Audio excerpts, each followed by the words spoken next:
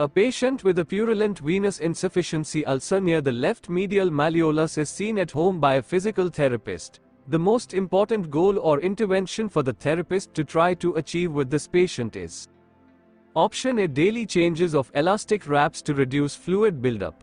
Option B, daily warm water baths to improve circulation. Option C, increase ambulation endurance to hasten wound healing. Option D, instruct in proper dressing changes and wound care. And the answer is Option D, instruct in proper dressing changes and wound care. Explanation for this question is: proper dressing changes and wound care to prevent secondary wound infection are the hallmarks of conservative management of venous ulcers.